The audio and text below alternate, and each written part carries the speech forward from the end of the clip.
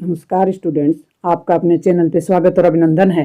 आज हम चौथा मॉडल पेपर कर रहे हैं। 12th क्लास राजनीति विज्ञान का आपका समय होगा 3.25 घंटे। पूर्णांक होंगे आपके 80। कुछ आपको परीक्षा पेपर पे इस तरीके के निर्देश दिए हुए होंगे, तो आप अपना स्वयं का मूल्यांकन साथ साथ करते जाएं, अपना स्कोरिंग नोट करते जाएं कि आपके सामने अगर ये पेपर हो तो आप एग्जाम में कितने मार्क्स बनाने वाले हैं। बहुविकल्पीय प्रश्नों में जो कि आपका खंड ए होगा, और बहुविकल्पीय प्रश्नों में सबसे पहले आपको शीत युद्ध का चरम बिंदु वाला प्रश्न है। ये कब हुआ? 1962 की घटना है, क्यूबा मिसाइल संकट। क्यूबा मिसाइल संकट को शीत युद्ध का चरम बिंदु क्यों कहते हैं? क्योंकि इस समय दोनों महाशक्तियां अमेरिका और सोवियत संघ आमने सामने थी और विश्व को ये पूरी तरह से भय था कि अब तीसरे विश्व युद्ध को कोई नहीं रोक सकता। तो इसे क्यूबा मिसाइल संकट को शीत युद्ध का चरम बिंदु कहा जाता है। ये 1962 की घटना है। सोवियत संघ के अंतिम राष्ट्रपति कौन थे? तो ये मिखाइल गोर्बाचोव थे। आज़ादी के बाद से श्रीलंका की राजनीति पर किस समुदाय का दबदबा रहा? तो ये सीएलई समुदाय थे जिनका श्रीलंका की राजनीति पर दबदबा रहा। विशेषाधिकार इनको ही मिले थे। 29 अप्रैल 1954 को समय कौन सा था? 29 अप्रैल 1954 को किसकी घोषणा की गई? पंचशील यानी आचरण के 5 नियम। वो देश कौन से थे? भारत और चीन। उसी समय हिंदी चीनी भाई भाई के नारे भी दिए जा रहे थे। दूसरी पंचवर्षीय योजना का मूल मंत्र क्या है? तो पहली पंचवर्षीय योजना कृषि से संबंधित थी। दूसरी पंचवर्षीय योजना में उद्योग से संबंधित विषय पे जोर दिया गया, क्षेत्र पे जोर दिया गया। तो इसका मतलब था तेज गति से संरचनात्मक बदलाव करना। जम्मू और कश्मीर राज्य को पुनर्गठित कर किन 2 केंद्र शासित प्रदेशों का गठन किया गया है? तो जम्मू कश्मीर और लद्दाख 2 केंद्र शासित प्रदेश बनाए गए हैं। मंडल मुद्दा किस वर्ग के लोगों से सरोकार रखता है या किस वर्ग के लोगों के लिए था? तो ये था अन्य पिछड़ा वर्ग, ओबीसी को आरक्षण दिया गया था मंडल मुद्दे द्वारा।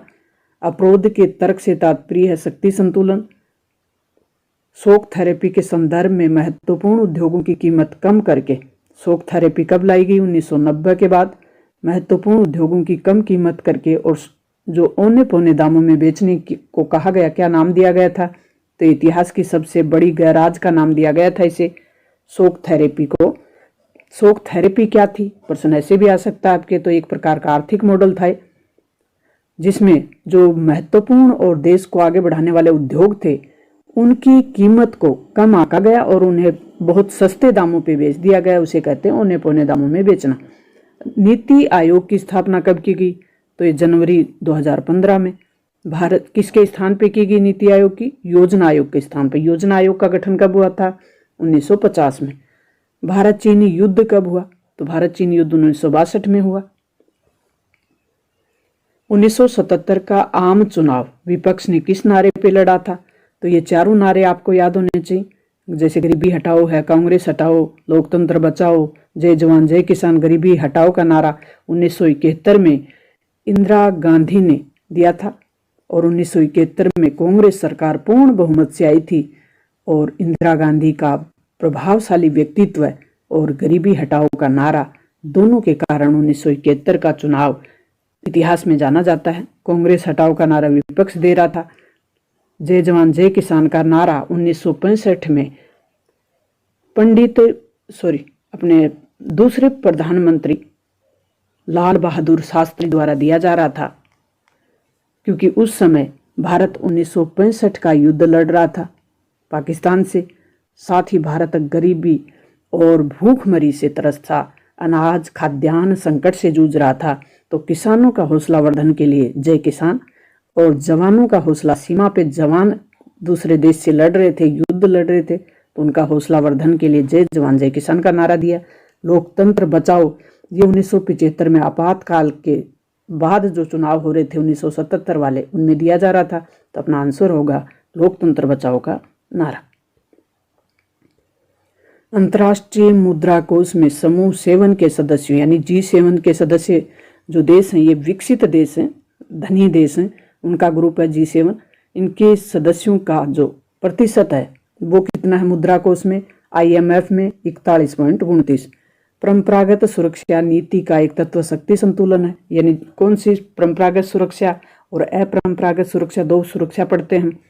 तो परंपरागत सुरक्षा में शक्ति संतुलन पे जोर दिया जाता है।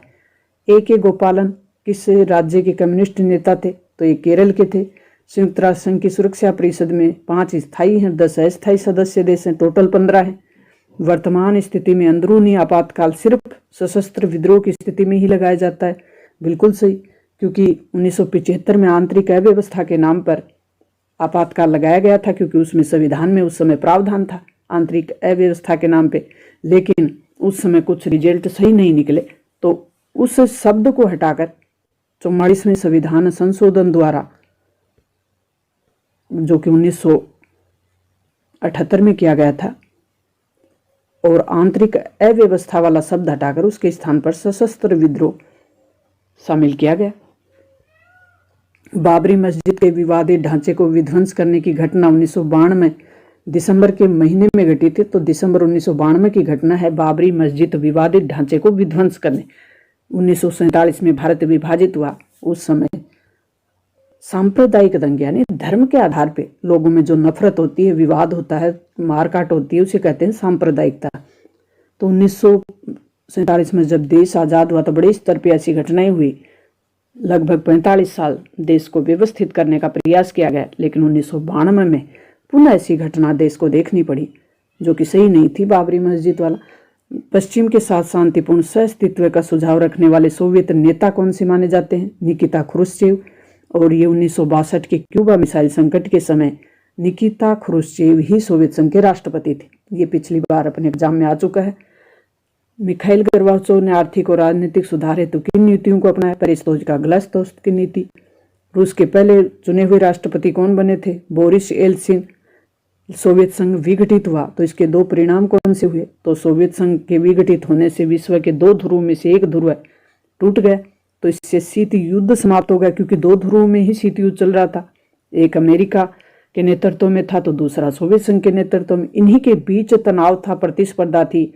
ये शीत युद्ध प्रत्यक्ष युद्ध नहीं था, ये हथियारों की होड़ थी, शक्ति प्रदर्शन था, एक दूसरे के अपनी विचारधारा से ज़्यादा देशों को जोड़ने का एक प्रयास था। तो दोनों देश, 2 ध्रुवों के बीच तनाव था, तो इसका एक परिणाम हुआ शीत युद्ध समाप्त हो गया। दूसरा अपना पॉइंट हो जाएगा कि एक ध्रुवीय विश्व व्यवस्था का उदय होगा, क्योंकि अब अमेरिका ही एक ध्रुव के रूप में विश्व के सामने आया। हाईवे ऑफ डेथ यानी मृत्यु का राजपथ किस सड़क को कहा जाता है? कुवैत और बसरा के बीच की जो सड़क है। 1990 में किस देश ने कुवैत पे आक्रमण कर दिया? तो इराक ने किया था ऐसा। और 1990 में इराक से कुवैत को मुक्त कराने के लिए एक सैन्य अभियान चला था, उसका नाम आप कमेंट बॉक्स में लिखेंगे। अगस्त 1990 में एक सैन्य अभियान अमेरिका की तरफ से किया गया था। विश्व की साझी संपदा से क्या समझते हैं? विश्व की साझी संपदा जिस पर किसी एक देश, जो कोई एक देश का हिस्सा नहीं हो, एक देश का उस पर नियंत्रण भी नहीं हो, जैसे वायुमंडल है, समुद्री सतह है, अंटार्कटिका है और अंतरिक्ष है, ये सब साझी संपदा का हिस्सा हैं। भारत में किन लोगों को मूलवासी कहा जाता है? तो अनुसूचित जनजाति यानी एसटी समुदाय को। वैश्वीकरण के कारण किस क्षेत्र में राज्य की शक्ति में वृद्धि हुई है? तो कौन सा ऐसा क्षेत्र है जहां राज्य की शक्ति में वृद्धि हम मान सकते हैं? तो वैश्वीकरण के कारण आधुनिक प्रौद्योगिकी के जरिए राज्य के नागरिक एक दूसरे से जुड़े हैं, यानी उनके बीच सूचनाएं वो आसानी से ले सकते हैं। संरक्षणवादी नीति, तो संरक्षणवादी वैश्वीकरण की एकदम विरोधी नीति है। वैश्वीकरण में विश्व की अर्थव्यवस्थाओं का एक हो जाना, जुड़ जाने की जो प्रक्रिया है वो वैश्वीकरण कहलाती है। और संरक्षणवाद बिल्कुल उसके विरोधी है। संरक्षणवाद का मतलब है अपने आप को संरक्षित रखना, अपने आप को दूसरों से अलग रखना, बचा के रखना। तो इसमें क्या करते हैं, देसी उद्योग है, वस्तु और सेवा जो भी प्रतिस्पर्धा है, उनको बचाने के लिए चुंगी और टैक्स कर लगा दिया जाता है, तटकर सीमा पे कर लगा दिया जाता है, ताकि दूसरे लोग उस देश की अर्थव्यवस्था से ना जुड़ सके। अब जो नेक्स्ट अपना प्रश्न है वो यहाँ आ गया, तो ये बीकेयू से संबंधित है। भारतीय किसान यूनियन के उस समय अध्यक्ष के रूप में कौन प्रसिद्ध थे? तो ये महेंद्र सिंह टिकैत थे, बीकेयू के अध्यक्ष। राष्ट्रीय महिला आयोग की स्थापना 1992 में। ऑपरेशन डेजर्ट स्टॉर्म क्या है? संयुक्त राज्य अमेरिका के नेतृत्व में 34 देशों की सेनाओं की जो एक सैनिक कार्रवाई थी 1990-91 में, जो इराक से कुवैत को मुक्त कराने के लिए की गई थी, उसे इस नाम से जाना जाता है। पूर्वी पाकिस्तान के लोग मूलतः पश्चिमी पाकिस्तान के विरोधी क्यों थे? पूर्वी पाकिस्तान जो कि 1971 में बांग्लादेश के रूप में सामने आए, तो वो पश्चिमी पाकिस्तान यानी वर्तमान में जो पाकिस्तान है उसका विरोध क्यों कर रहे थे? तो पूर्वी पाकिस्तान के लोग पश्चिमी पाकिस्तान के दबदबे और उनके ऊपर जो उर्दू भाषा को लाद रहे थे, तो उसके खिलाफ थे वो। पाकिस्तान के निर्माण के तुरंत बाद ही यहाँ के लोग बंगाली संस्कृति और भाषा के साथ किए जा रहे दुर्व्यवहार के भी खिलाफ थे। आतंकवाद क्या है? तो आतंकवाद एक विचार है, एक गतिविधि है जो समाज में दहशत और भय पैदा करने का कार्य करती है। क्वाटो प्रोटोकॉल के विषय में आप क्या जानते हैं? तो क्वाटो प्रोटोकॉल का आयोजन जापान के क्वाटो शहर में किया गया था। ये 1997 में हुआ था और 150 देशों ने इसमें भाग लिया। तो इस सम्मेलन का मुख्य जो लक्ष्य था वो आपको याद रखना है। क्या करना था? ग्रीन हाउस गैसों के उत्सर्जन को कम करना, यानी कार्बन उत्सर्जन को कम करना। वैश्वीकरण के विरोध में वामपंथियों का क्या तर्क था? तो वामपंथी वैश्वीकरण के आलोचक के आधार पर तर्क देते हैं कि मौजूदा वैश्वीकरण है या विश्वव्यापी जुड़ाव है, वो विश्वव्यापी पूंजीवाद की ही एक अवस्था है, क्योंकि वामपंथी ही ये पूंजीवाद के विरोधी हैं। तो ये इसे एक प्रकार की पूंजीवादी अवस्था ही मानते हैं जो धनी और विकसित देशों के लिए बनाई गई है और उन्हीं को ये लाभ पहुंचाती है। दक्षिणी एशिया के सारे झगड़े सिर्फ भारत और उसके पड़ोसी देशों के बीच ही नहीं है, इस कथन को स्पष्ट कीजिए। तो क्या अन्य देशों के बीच भी हैं?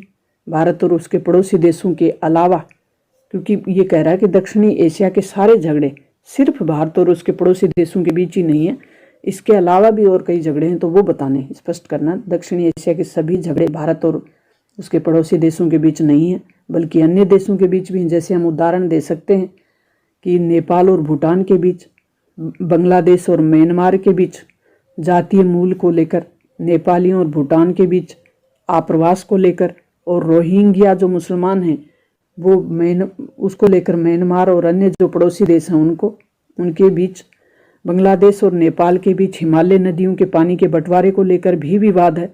तो हम ये कह सकते हैं कि इन देशों के बीच भी आपस में विवाद है। अंतर्राष्ट्रीय आणविक ऊर्जा एजेंसी क्या है? तो अंतर्राष्ट्रीय आणविक ऊर्जा एजेंसी शांतिपूर्ण उपयोग को बढ़ाने के लिए तथा सैन्य उद्देश्यों में कम से कम जो आणविक ऊर्जा है उसका उपयोग किया जाए, यानी सैन्य उद्देश्यों में इसका उपयोग रोकने के लिए पूरी कोशिश ये एजेंसी करती है। अंतर्राष्ट्रीय आणविक ऊर्जा एजेंसी संयुक्त राष्ट्र संघ की एक महत्वपूर्ण एजेंसी है। अब इसकी स्थापना कब हुई ये आप कमेंट बॉक्स में लिखें। उपनिवेशवाद से क्या अभिप्राय है? ये जो विचारधारा है उपनिवेशवाद की, इसके द्वारा एक शक्तिशाली राष्ट्र अन्य राष्ट्रों से उसके भूभाग पे उसकी आर्थिक और प्राकृतिक संसाधनों का शोषण करता है और करता भी अपने हित में है, तो इसे उपनिवेशवाद कहा जाता है। 5वीं लोकसभा के चुनाव में कांग्रेस की जीत के कोई 2 कारण बताने हैं। 5वीं लोकसभा जो कि 1971 में चुनाव हुए, तो उसके जीत के कारण आपको बताने हैं। तो 5वीं लोकसभा में कांग्रेस की जीत का बड़ा कारण था इंदिरा गांधी का चमत्कारी व्यक्तित्व और नेतृत्व, प्रभावशाली चमत्कारी नेतृत्व और व्यक्तित्व। इन चुनावों में दूसरा बड़ा कारण था कि समाज हित के कार्य जैसे गरीबी हटाओ का एक महत्वपूर्ण नारा भी इन चुनावों में चमत्कार कर गया। प्री पीरियड से क्या अभिप्राय है? संक्षेप में बताइए। तो स्वतंत्रता के समय भारत में पहले चैप्टर में हमने पढ़ा था कि 565 रियासतें थी और 565 रियासतों के इतने ही राजा थे। इन सब राजाओं को खुश करने के लिए भारत सरकार ने कि जैसे कैसे भी करके ये भारत संघ में शामिल हो जाएं, तो उनको कुछ रियायतें दी गई थी, बहुत कुछ उनको सुविधाएं दी गई थी। उन सुविधाओं का नाम था प्री पीरियड्स। नर्मदा बचाओ आंदोलन के प्रमुख नेता का नाम बताइए। उन्होंने इस आंदोलन को कैसे आगे बढ़ाया? नर्मदा बचाओ आंदोलन के प्रमुख नेता मेघा पाटेकर हैं और 1980 के दशक में इस आंदोलन ने लोगों का ध्यान अपनी ओर आकर्षित किया कि वो जहां से विस्थापित हो रहे थे लोग, जहां ये परियोजना चलाई जा रही थी नर्मदा वाली, उनको संगठित किया और अपने अधिकारों की मांग के लिए इस आंदोलन के जाने माने जो कार्यकर्ता थे बाबा आमटे और सुंदरलाल बहुगुणा, वो भी इनसे जुड़ते गए। अलगाववाद का अर्थ स्पष्ट कीजिए। तो अलगाववाद से अभिप्राय एक राज्य से कुछ क्षेत्र को अलग करने की जो मंशा होती है उसे अलगाववाद कहते हैं। तो ये क्षेत्रवाद की एक्सट्रीमली अभिव्यक्ति है, यानी क्षेत्रवाद की अति अभिव्यक्ति है। स्वतंत्र राज्य की स्थापना करने की मांग करते ही भारत क्षेत्र से अलग, ये क्षेत्रवाद की भावना का उग्र रूप हम कह सकते हैं। ये राष्ट्र की एकता और अखंडता के लिए खतरा होता है। क्षेत्रवाद खतरा नहीं होता, क्षेत्रवाद का जो उग्र रूप है वो राष्ट्रीय एकता और अखंडता के लिए खतरा होता है। तो आपसे ये भी पूछा जा सकता है कि क्या क्षेत्रवाद की जो आकांक्षा है, अपनी जो चैप्टर है उसी से है कि क्या क्षेत्रवाद की या क्षेत्रीय आकांक्षाएं हैं वो राष्ट्रीय एकता और अखंडता के लिए खतरा है। तो क्षेत्रवाद का जो आकांक्षा है वो उग्र रूप ले ले तो खतरा है। भारत में क्षेत्रीय दलों के विकास के कोई दो कारण बताने। क्षेत्रीय दलों के विकास, क्षेत्रीय दलों का विकास क्यों हुआ? तो ये गठबंधन की राजनीति वाला चैप्टर जहां हम पढ़ते हैं कि क्षेत्रीय दलों का महत्व बढ़ा, तो भारत एक विशाल देश है, यहाँ विभिन्नता भी पाई जाती है। भौगोलिक और अलग अलग क्षेत्रीय दलों का विकास हुआ है अलग अलग भौगोलिक क्षेत्रों में। तो राजनीतिक दलों की भागीदारी और अपने अस्तित्व को बनाए रखने के लिए क्षेत्रीय भावनाएं प्रबल हो जाती हैं, और जब क्षेत्रीय भावनाएं प्रबल हो जाती हैं तो वहाँ उनको राजनीतिक सहभागिता देने के लिए उनको राजनीतिक जो क्षेत्रीय दल हैं वो केंद्र सरकार में भागीदारी निभाते हैं। तो वह क्षेत्रीय दलों के विकास के दो प्रमुख कारण हैं। प्रथम पंचवर्षीय योजना पर अपने विचार व्यक्त करिए। प्रथम पंचवर्षीय योजना खंड 6 होगा अपना ये, और इसमें शब्द सीमा 100 शब्द होंगे। 3 मार्क्स का अपना आंसर लिखना है यहाँ। प्रथम पंचवर्षीय योजना जो कि 1951 से 1956 के बीच चलाई गई थी। तो इसी योजना का प्रमुख उद्देश्य देश की जो गरीबी है उसको मिटाना था, यानी देश की जनता को गरीबी के जाल से बाहर निकालना था। इसमें सबसे ज़्यादा जोर कृषि क्षेत्र पे दिया गया। इस योजना का जो प्रथम पंचवर्षीय योजना है इसमें भूमि सुधार पे भी सरकार ने काफ़ी जोर दिया, यानी कृषि और भूमि सुधार सरकार का विशेष कार्य रहा, विशेष जोर रहा। भारत के पड़ोसी देशों के प्रति भारत की क्या नीति है, संक्षेप में बताइए। तो भारत ने अपने पड़ोसी देशों के प्रति हमेशा ही मित्रतापूर्ण संबंध बनाए रखने की नीति अपनाई है और शांतिपूर्ण सहअस्तित्व की नीति अपनाई है। बातचीत द्वारा मतभेदों को सुलझाने की नीति और अपने पड़ोसी देशों की मदद करने की नीति। आप अपनी कॉपी को आकर्षक बनाएं, पॉइंट लिखें, स्टार लगाएं, नीचे अंडरलाइन करें और फिर लिखना शुरू करें, विस्तार कर दें फिर पॉइंट का। तो एग्जामिनर का ध्यान आकर्षित आपकी कॉपी करेगी तो आपके मार्क्स कहीं भी नहीं घटेंगे। तो सबसे ज़्यादा कला जो सब्जेक्ट हैं उनमें एक आपकी नोटबुक का आकर्षक होना आपको मार्क्स दिलाने में मदद करती है। तो इस तरीके से पॉइंट लिखें, स्टार बनाएं और आराम से उसका विस्तार करें सुंदर सुंदर राइटिंग में। भारत की दलीय प्रणाली पर आपातकाल का किस तरह असर हुआ? अपने उत्तर की पुष्टि करनी है। तो भारत की जो दलीय प्रणाली है वो आपातकाल 1975 के बाद किस तरीके से उनमें परिवर्तन हुआ, असर हुआ। तो आपातकाल के दौरान भारतीय राजनीति में दलीय व्यवस्था में बड़ा बदलाव देखने को मिला, क्योंकि 1952 से 77 तक कांग्रेस पार्टी ही प्रभुत्व में रही। 1977 में सरकार आने का फैसला लिया तो विपक्षी पार्टियों ने मिलकर एक नई पार्टी बना ली। 1977 में सरकार को बदलने का फैसला किया और एक नई पार्टी बनाई गई, जनता पार्टी का गठन किया और चुनाव भी लड़ा, सफलता भी मिली। इस प्रकार कुछ समय के लिए ऐसा लगा कि राष्ट्रीय स्तर पर भारत की राजनीतिक प्रणाली है वो द्विदलीय हो गई है। लेकिन 18 माह बाद ही जो जनता दल था उसका कुनबा बिखर गया। प्रधानमंत्री पद के लिए यहाँ तनाव जारी रहा। देश के विकास के लिए, जनता के विकास के लिए कोई कार्य नहीं हो पाया। तो पुनः 1980 के चुनाव में कांग्रेस सरकार पूर्ण बहुमत से आई। 1990 के पश्चात भारत में राजनीतिक दलों के कौन से गठबंधन उभरे, इनके किन्हीं दो परिणाम भी आपको बताने।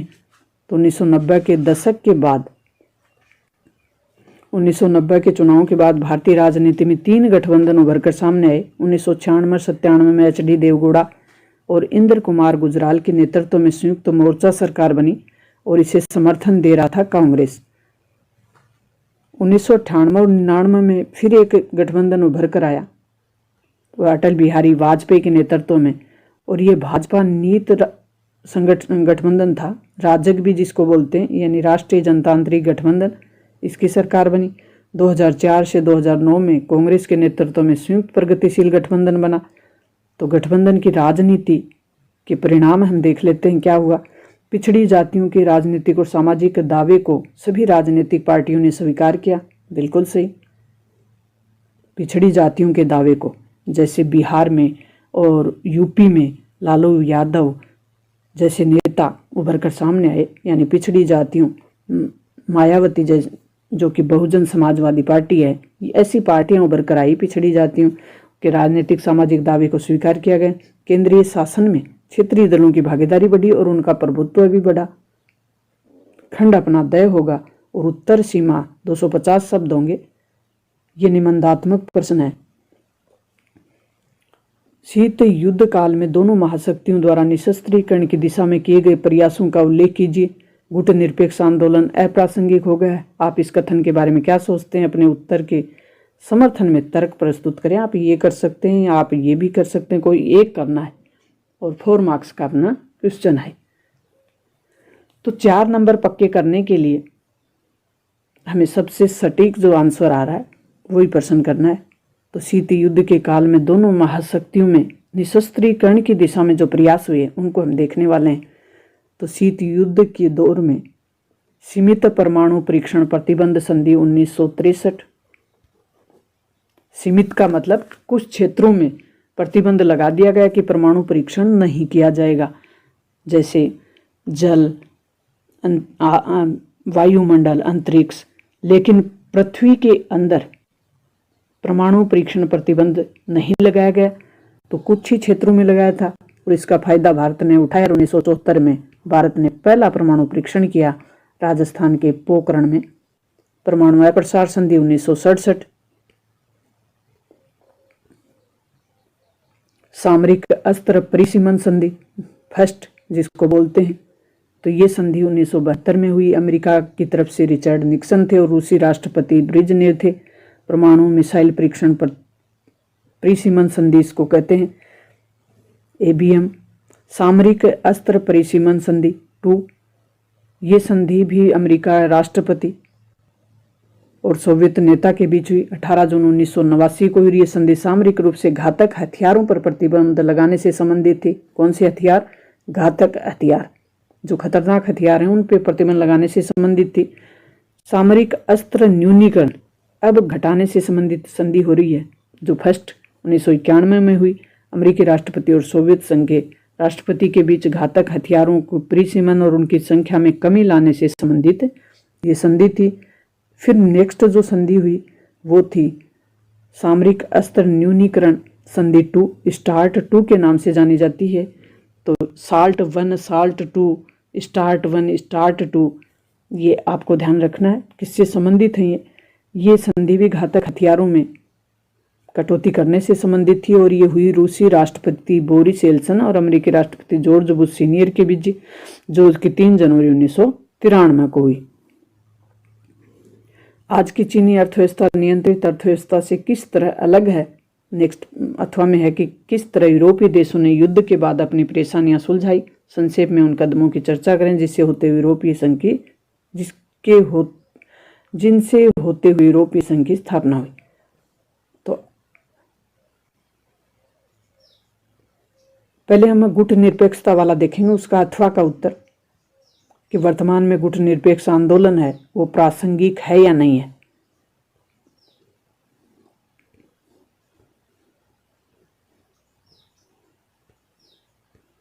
ये जो अपना प्रश्न है कि गुट निरपेक्ष आंदोलन अप्रासंगिक हो गया, यह आरोप लगाया जा रहा है क्योंकि गुट निरपेक्ष आंदोलन शीत युद्ध के संदर्भ में इसकी स्थापना हुई थी।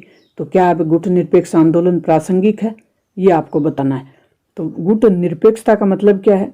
सैनिक गुटों से अलग रहकर स्वतंत्र विदेश नीति का पालन करने का निर्णय उस समय जो नव स्वतंत्र देश थे उन्होंने लिया, वही गुटनिरपेक्ष आंदोलन है, जो कि 1961 में इसका पहला शिखर सम्मेलन हुआ था बेलग्रेड में, यूगोस्लाविया में। तो इसकी प्रासंगिकता पे प्रश्न उठ रहा है, तो आपको सिद्ध करना है कि क्या आज भी ये प्रासंगिक है। तो गुटनिरपेक्षता की नीति शीत युद्ध के दौरान आई, बिल्कुल आई। 1990 के दशक के प्रारंभिक वर्षों में शीत युद्ध का अंत और 91 में सोवियत संघ का विघटन हो गया। इसके साथ ही एक अंतर्राष्ट्रीय ये कॉन्सेप्ट बना कि अब जो गुटनिरपेक्षता है वो अप्रासंगिक हो गई है, उसका कोई प्रभाव नहीं है। तो क्या इसकी प्रासंगिकता और प्रभावकारिता में थोड़ी कमी आई है? बिल्कुल आई है, लेकिन गुटनिरपेक्ष आंदोलन अप्रासंगिक नहीं हुआ है, इसकी प्रासंगिकता अभी भी बनी हुई है। तो इसके लिए हमें कारण भी देने होंगे कि अभी भी प्रासंगिक है तो क्यों है। तो इसके लिए हम पहला पॉइंट बनाएंगे कि नव स्वतंत्र देशों के लिए गुटनिरपेक्ष आंदोलन एक अंतर्राष्ट्रीय जुड़ाव और सहयोग के लिए सबसे बड़ा मंच है। बिल्कुल, ये देश आपस में बातचीत कर सकते हैं, यहाँ इकट्ठे हो सकते हैं, अपनी समस्याएं रख सकते हैं, एक दूसरे से जुड़ सकते हैं। यह आंदोलन मौजूदा अंतर्राष्ट्रीय समस्याओं में एक प्रभावी संगठन के रूप में काम कर रहा है। बिल्कुल सही। अंतर्राष्ट्रीय राजनीति में कोई भी देश अपनी स्वतंत्र विदेश नीति के आधार पर अपने निर्णय ले सकता है। ये भी कॉन्सेप्ट उभर कर आया गुटनिरपेक्षता के कारण। गुटनिरपेक्ष आंदोलन के प्रारंभिक सदस्यों की संख्या 25 थी और वर्तमान में इसके सदस्यों की संख्या 120 है। ये याद रखना है आपको, छोटे प्रश्नों में पूछे जा सकती है। पहले 25 थी, मूल सदस्य संख्या कितनी थी? 25, वर्तमान में 120। तो इसकी प्रासंगिकता सिद्ध करती है कि इनके सदस्यों की संख्या दिन प्रतिदिन बढ़ती जा रही। नव स्वतंत्र अल्प विकसित देशों के आर्थिक और राजनीतिक विकास के लिए भी सबसे बड़ा मंच है। वर्तमान में एक ध्रुवीय विश्व राजनीतिक व्यवस्था है और इन देशों के आपसी समस्या, आपसी मुद्दे का ये एक जगह बैठकर बातचीत कर सकते हैं, एक ध्रुवीय विश्व से अपना मुकाबला कर सकते हैं। गुटनिरपेक्षता की नीति आज भी देशों की सुरक्षा, सम्मान और प्रतिष्ठा के लिए आवश्यक है।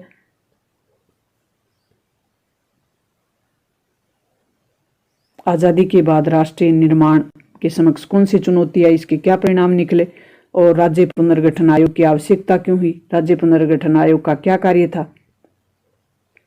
तो हम सबसे पहले राष्ट्र निर्माण की चुनौती वाला प्रश्न देखेंगे। राज्य पुनर्गठन आयोग की जो आवश्यकता है उसका नेक्स्ट में देखेंगे। पहले ये प्रश्न हम करने वाले हैं, चुनौतियां कौन सी थी। ये पहले ही चैप्टर से है, तो पहला जो चैप्टर अपना होगा उससे बड़े प्रश्न आने वाले हैं। पहला दोनों ही पाठ्य पुस्तकों का समकालीन विश्व राजनीति का पहला पाठ, जिससे 4 नंबर का प्रश्न आएगा, बड़ा प्रश्न आएगा, निबंधात्मक प्रश्न आएगा। और स्वतंत्र भारत में राजनीति का पहला चैप्टर राष्ट्र निर्माण की चुनौती, उससे भी आपका बड़ा प्रश्न आने वाला। स्वतंत्रता के समय भारत के समक्ष आई राष्ट्र निर्माण की चुनौती देखेंगे। पॉइंट बनाना है आपको, राष्ट्रीय एकता और सुरक्षा की नीति। राष्ट्रीय एकता और सुरक्षा के समक्ष बड़ी चुनौती थी। राष्ट्र का एकीकरण कैसे किया जाए, 565 रियासतों को एक कैसे किया जाए, फिर उसकी सुरक्षा कैसे की जाए, क्योंकि 1948 में ही पाकिस्तान ने अपनी तरफ से घुसपैठी भेज दी थी। तो उस एक कैसे किया जाए, सुरक्षा कैसे रखी जाए देश की। फिर दूसरा जो समस्या थी, प्रमुख चुनौती थी, वो थी लोकतंत्र की शासन व्यवस्था हमने अपना तो ली, इसको कायम कैसे रखें। निष्पक्ष चुनाव कैसे करवाएं इतने बड़े देश में, जहां लगभग सिर्फ 15% जनसंख्या पढ़ी लिखी थी, साक्षर थी, उसकी बाकी जनसंख्या अनपढ़ थी। तो उनको चुनाव पद्धति समझाना, उनको निष्पक्ष चुनाव कराना बड़ी मुश्किल चुनौती थी। आर्थिक विकास की नीति निर्धारित करना, देश पूरी तरह से गरीबी से त्रस्त था, बेरोजगारी से त्रस्त था, देश का आर्थिक विकास नील था। तो उसको कैसे आर्थिक विकास के लिए नीति निर्धारित की जाए, तो इसके लिए योजना आयोग बनाकर इस समस्या को सोल्व किया गया और पंचवर्षीय योजनाएं लागू करके समस्या को सोल्व किया गया। चुनौतियों के परिणाम क्या निकले, ये चुनौतियां सामने आई तो इसके परिणाम क्या निकले। भारत में सांप्रदायिक दंगे बड़े स्तर पे हो रहे थे, तो लोगों को में प्रेम और सहिष्णुता की नीति कैसे जागृत की जाए, डेवलप की जाए। तो इसके लिए धर्मनिरपेक्ष राज्य की अवधारणा सामने आई। पंडित जवाहरलाल नेहरू ने भारत को धर्मनिरपेक्ष बनाने की अपील की और इसको शामिल भी कर लिया कि भारत एक धर्मनिरपेक्ष राज्य होगा। चुनाव आयोग का गठन, निष्पक्ष और नियमित चुनाव, बहुदलीय शासन व्यवस्था को अपनाया जाना, आर्थिक विकास की चुनौती से निपटने के लिए योजना आयोग देश के विकास के लिए पंचवर्षीय योजनाओं को क्रियान्वित किया गया, भूमि सुधार संबंधी कार्य किए गए, आधारभूत उद्योगों की स्थापना की गई, हरित क्रांति जैसे कॉन्सेप्ट को अपनाया गया। राज्य पुनर्गठन आयोग को देख लेते हैं हम थोड़ा सा कि राज्य पुनर्गठन आयोग की गठन हुआ, वह आवश्यकता महसूस क्यों की गई। तो आज़ादी के बाद राज्यों के पुनर्गठन की समस्या सामने आई थी। ये हमने देख ही लिया कि सबसे पहले आंध्र प्रदेश ने भाषा के आधार पे मांग की, और जो वहाँ के रामल्लू थे, श्री रामल्लू, उनकी मृत्यु भी हो गई थी, अनशन पे थे वो। उसके बाद सरकार को ये राज्य पुनर्गठन आयोग गठित करना पड़ा। तो इसकी आवश्यकता महसूस हो गई थी। राष्ट्र के समक्ष इस तरह की चुनौतियां थी कि देश में भाषाई और सांस्कृतिक आधार पे जो एकता थी वो खंडित ना हो, राष्ट्रीय एकता और अखंडता को कोई चोट ना आए, इसलिए राज्यों का गठन कर दिया गया। राज्यों के गठन के लिए राज्य पुनर्गठन आयोग गठित किया केंद्र सरकार ने 1953 में, और पुनर्गठन का कार्य सीमाओं का सीमांकन करना, और इसके द्वारा सिफारिश दी गई कि भाषा के आधार पर राज्य का पुनर्गठन करके हम भारत की एकता और सुरक्षा और जो सांस्कृतिक सजातीयता है उसको बना के रख सकते हैं। राज्यों के पुनर्गठन जो कि 1956 में पारित हुआ अधिनियम, और इसके आधार पे उस समय 14 राज्य और 6 केंद्र शासित प्रदेश बनाए गए। इसकी आलोचना भी हुई है राज्य पुनर्गठन आयोग की कि क्या ये एक लोकतांत्रिक सीमांकन कि क्या ये एक प्रकार से लोकतांत्रिक कदम था। तो बिल्कुल था। इसके द्वारा हमने जो नीति अपनाई, राज्य पुनर्गठन आयोग को बनाकर या इसकी आवश्यकता महसूस करके हमने जो अपनी लोकतांत्रिक व्यवस्था है उसको जिंदा रखा, और आज अपना जो केंद्र है, संघ है, वो नहीं टूट पाया, राज्य टूट गए। तो भारतीय संविधान की ये खूबसूरती है कि हमने फेडरलिज्म शामिल न करके राज्यों का संघ, यूनियन ऑफ स्टेट शामिल किया। तो यूनियन ऑफ स्टेट का मतलब ही ये है कि भारत में संघ नहीं टूट सकता, राज्य टूट सकते हैं। तो जो 14 राज्य और 6 केंद्र शासित प्रदेश थे, उनका वर्तमान में 28 राज्य और 8 केंद्र शासित प्रदेश बने हुए हैं। तो भारतीय संघ में कि जो राष्ट्रीय एकता और अखंडता है उस पर कोई आंच नहीं आई। राज्यों की क्षेत्रीय जो आकांक्षाएं हैं, उम्मीदें हैं, आशाएं हैं, उनको भारतीय संघ में सजो के रखा है, और भारत लोकतांत्रिक व्यवस्था को बनाए रखने में कामयाब रहा है। तो हम कह सकते हैं कि राज्य पुनर्गठन आयोग लोकतांत्रिक व्यवस्था को कायम रखने में सफल रहा है। मिलते हैं नेक्स्ट और महत्वपूर्ण जानकारी और महत्वपूर्ण वीडियो के साथ। तब तक थैंक्स। अगर चैनल पे नए हैं तो चैनल को सब्सक्राइब कर लें, अपने दोस्तों के साथ शेयर करें, खुद भी पढ़ें, दोस्तों को पढ़ने में मदद करें। मिलते हैं नेक्स्ट जानकारी के साथ। थैंक्स।